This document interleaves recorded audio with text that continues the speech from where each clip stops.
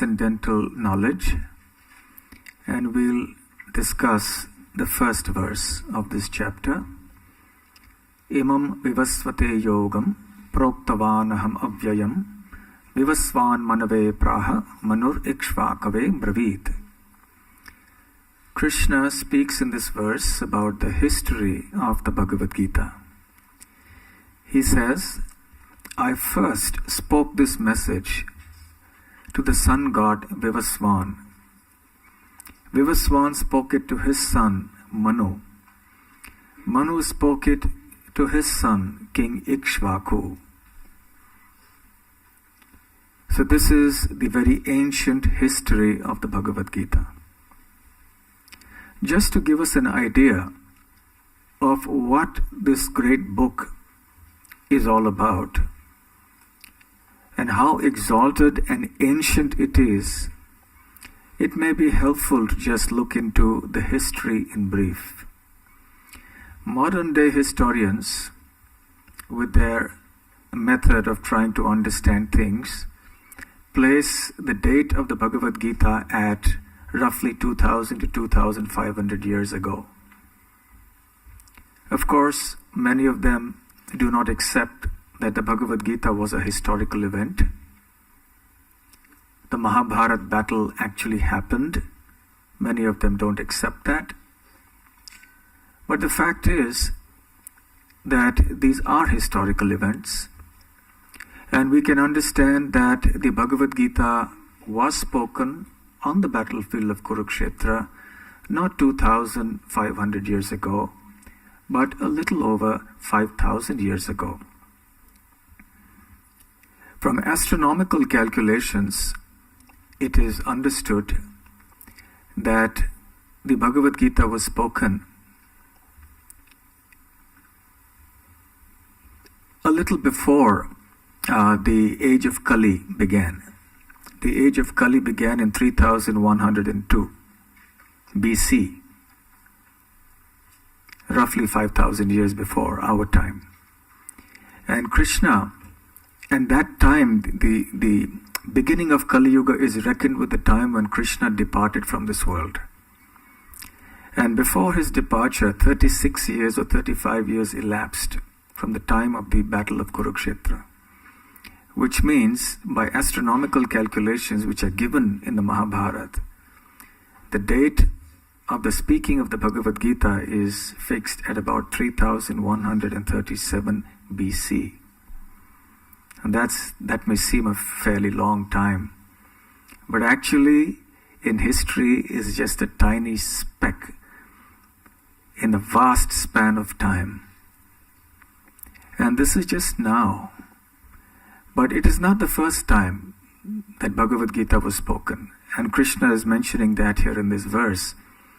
He says, I actually spoke it first to the sun god, who then spoke it to his son, Manu, who spoke it to his son. In the purport, Srila Prabhupada does some very simple arithmetic and informs us very kindly that the first time the Bhagavad Gita was spoken in the human race was 2 million years ago. A far cry from the 2000 years ago people talk about. And the first time that the Bhagavad Gita was spoken in this Manvantara, this time of Manu, was 120 million years ago. And this is just the time of one Manu. We are in the 7th Manu.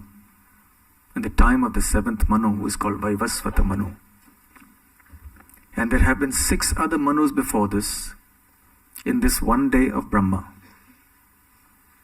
And in each Manvantara, of course, Krishna revives the knowledge of the Bhagavad Gita and speaks it, and it comes down.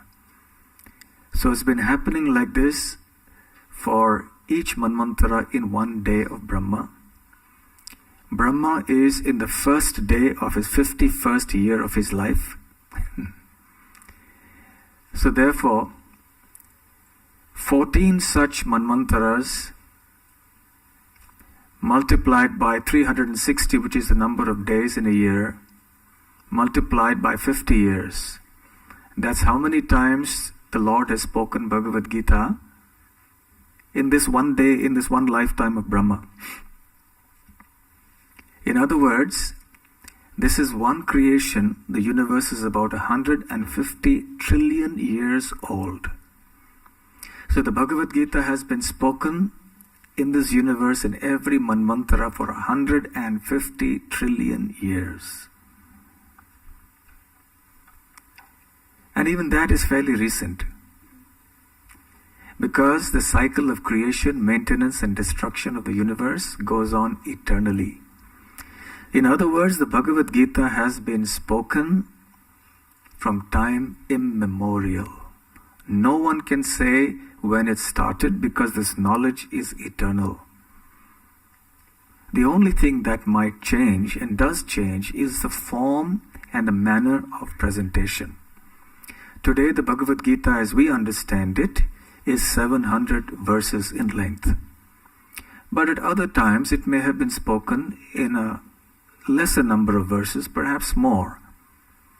Maybe some verses may have been placed differently, and maybe some other verses were added. But the essential knowledge is the same. And the beauty of it is that the knowledge has never changed. Unlike the modern knowledge of this world, which keeps changing. The basic knowledge of the Bhagavad Gita, that we are the eternal spirit soul, that Krishna is the supreme personality of Godhead, and so on, these things never change. Therefore, the Bhagavad Gita is called absolute knowledge.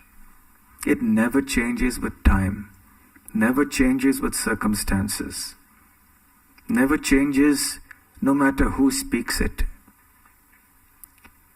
So this historical understanding of the Bhagavad Gita means that the book we hold in our hand is actually eternal knowledge.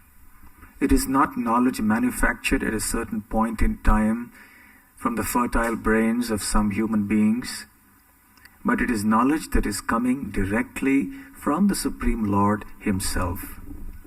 And therefore, when we read, chant, hear, recite, remember the Bhagavad Gita, we are actually directly associating with the Lord Himself.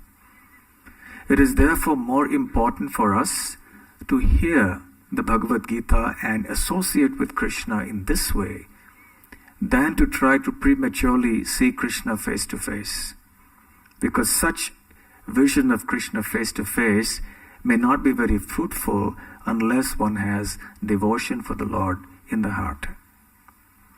So with these perspectives, we should try to go deeper into the Bhagavad Gita and its message of pure devotion.